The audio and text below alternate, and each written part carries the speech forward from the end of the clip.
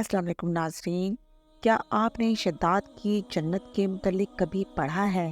نہیں تو آئیے آج آپ کو شداد کی جنت کے متعلق کچھ دلچسپ اور عجیب حقائق بتاتے ہیں جو آج سے پہلے آپ نے کبھی سنے نہیں ہوں گے۔ اس لیے آپ سے گزارش ہے کہ میری ویڈیو کو اینڈ تک ضرور دیکھیے گا اور میرے چینل کو بھی سبسکرائب ضرور کیجیے گا۔ شداد اور اس کی قوم کا تعلق قوم عاد سے تھا اور وہ ارم نام کی بستی کے رہنے والے تھے۔ وہ بستی بڑے بڑے ستونوں والی تھی۔ عاد کے نام سے دو قومیں گزری ہیں، ایک کو عاد قدیمہ یا عاد ارم کہتے ہیں۔ یہ عاد بن اوز بن ارم بن سام بن نوح کی اولاد میں سے تھے۔ ان کے دادا کی طرف منسوب کر کے ان کو عاد ارم بھی کہا جاتا ہے۔ اپنے شہر کا نام بھی انہوں نے اپنے دادا کے نام پر رکھا تھا۔ ان کا وطن عدن سے متصل تھا۔ ان کی طرف حضرت ہود علیہ السلام مبعوث کیے گئے تھے، لیکن قوم عاد کی بدعمالیوں کے سبب جب انہیں تباہ کر دیا گیا تو حضرت ہود علیہ السلام حضر موت کی طرح مراجعت کر گئے۔ ان کی رہائش احقاف کے علاقے میں تھی۔ حضرت ہود کی وفات یہیں پر ہوئی۔ احقاف میں بسنے والے اس قوم نے بہت ترقی کی۔ اللہ تعالیٰ نے اس قوم کو غیر معمولی قد و قامت اور قوت عطا فرمائی تھی۔ ان میں ہر شخص کا قد کم از کم 12 گز کا ہوتا تھا۔ طاقت کا یہ حال تھا کہ بڑے سے بڑا پتھر جس کو کئی آدمی مل کر بھی نہ اٹھا سکیں، ان کا ایک آدمی ایک ہاتھ سے اٹھا کر پھینک دیتا تھا۔ یہ لوگ طاقت اور قوت کے بل پر پورے یمن پر قابض ہو گئے۔ دو بادشاہ خاص طور پر ان میں بہت جاہ و جلال والے تھے۔ وہ دونوں بھائی تھے، ایک کا نام شدید تھا جو بڑا تھا، دوسرے کا نام شداد تھا جو اس کے بعد تخت نشین ہوا۔ یہ دونوں وسیع علاقے پر قابض ہو گئے اور بے شمار لشکر اور خزانے انہوں نے جمع کر لیے تھے۔ شداد نے اپنے بھائی شدید کے بعد سلطنت کی رونق اور کمال کو عروج تک پہنچایا۔ اس دور میں کسی بادشاہ میں اتنی جرأت اور طاقت نہیں تھی کہ اس کا مقابلہ کر سکے۔ اس تسلط اور غلبہ نے اس کو اتنا مغرور اور متکبر کر دیا کہ اس نے خدائی کا دعویٰ کر دیا۔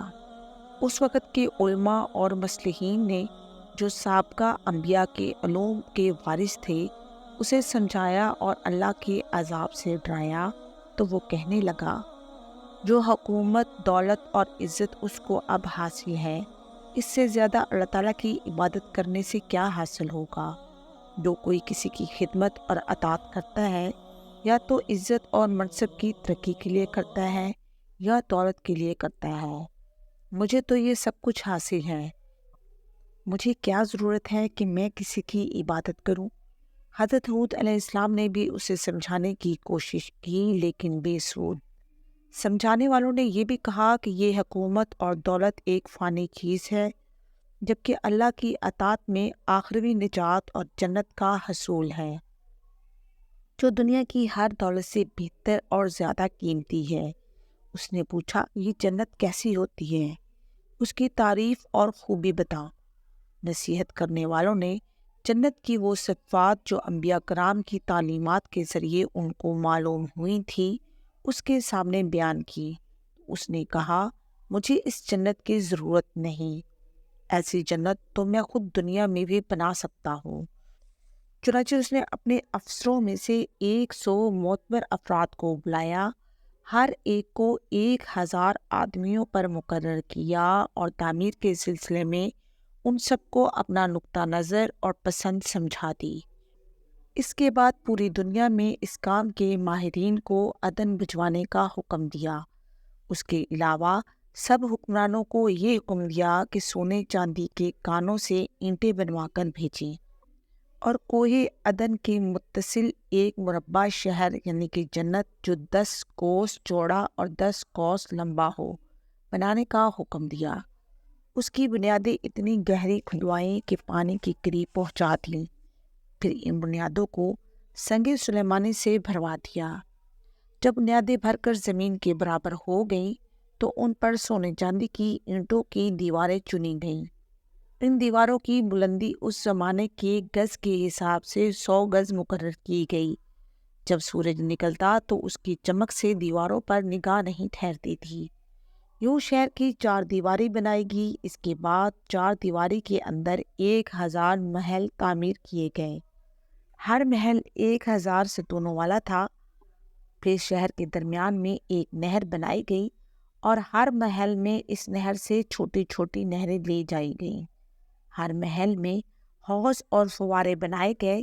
ان نہروں کی دیواریں اور فرش یاقوت، زمرد، مرجان اور نیلم سے سجا دی گئیں۔ نہروں کے کناروں پر ایسے مصنوعی درخت بنائے گئے جن کی جڑیں سونے کی تھیں، شاخیں اور پتے زمرد کے تھے۔ ان کے پھل موتی اور یاقوت اور دوسرے جواہرات کے بنوا کر ان پر ٹانک دیے گئے۔ شہر کی دکانوں اور دیواروں کو مشک و زعفران اور عنبر و گلاب سے آراستہ کیا گیا۔ یاقوت اور جواہرات کے خوبصورت پرندے چاندی کی اینٹوں پر بنوائے گئے، جن پر پہرے دار اپنی اپنی باری پر آ کر پہرے کے لیے بیٹھتے تھے۔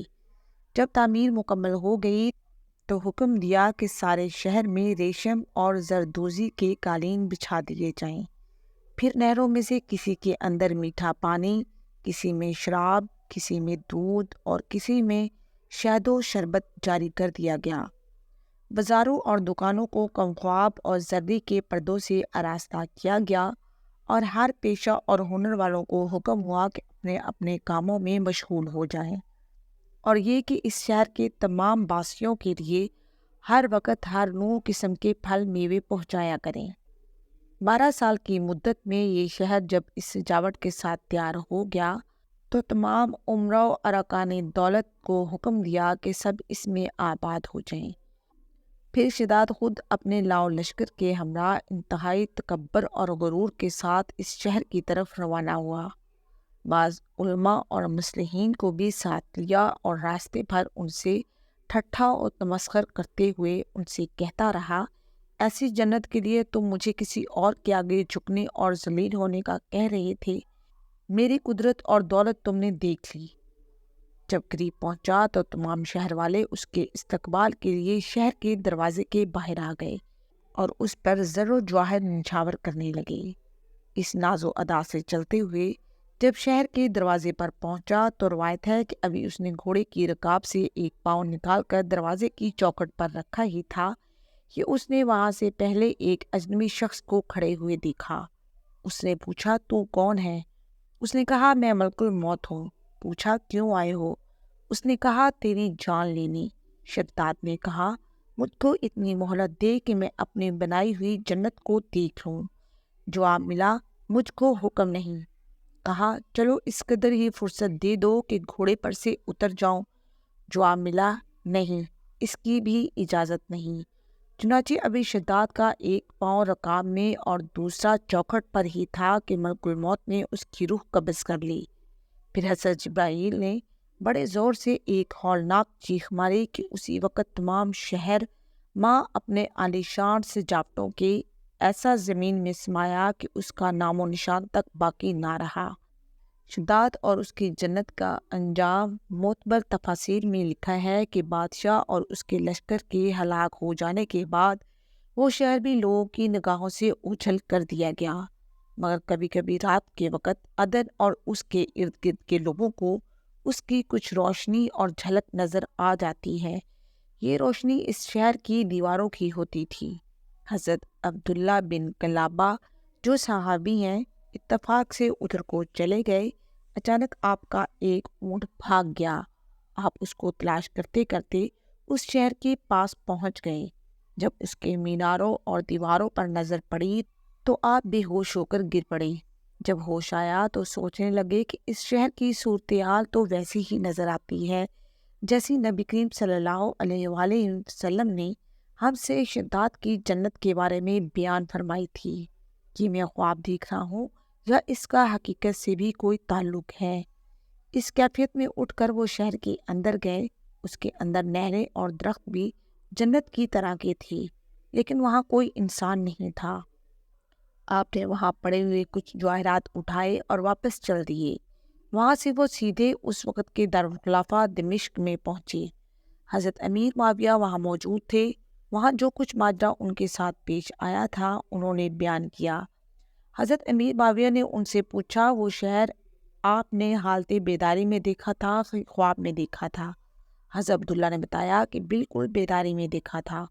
پھر اس کی ساری نشانیاں بتائیں کہ وہ عدن کے پہاڑ کے فلاں جانب اتنے فاصلے پر ہے، ایک طرف فلاں درخت اور دوسری طرف ایسا کنواں ہے، اور یہ جواہرات اور یاقوت نشانی کے طور پر میں وہاں سے اٹھا لایا ہوں۔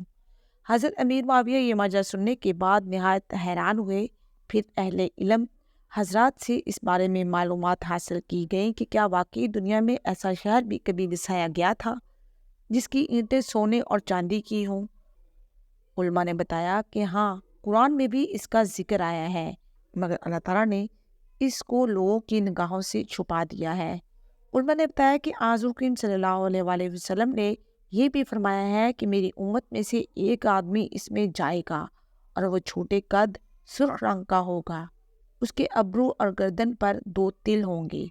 وہ اپنے اونٹ کو ڈھونڈتا ہوا اس شہر میں پہنچے گا اور وہاں کے عجائبات دیکھے گا۔ جب حضرت امیر معاویہ نے یہ ساری نشانیاں حضرت عبداللہ بن قلابہ میں دیکھی تو فرمایا، واللہ یہ وہی شخص ہے۔ اس طرح کی مزید اچھی اسلامی واقعات سے ریلیٹڈ ویڈیوز دیکھنے کے لیے میرے چینل کو سبسکرائب کریں اور میری ویڈیو کو لائک بھی کریں۔ شکریہ۔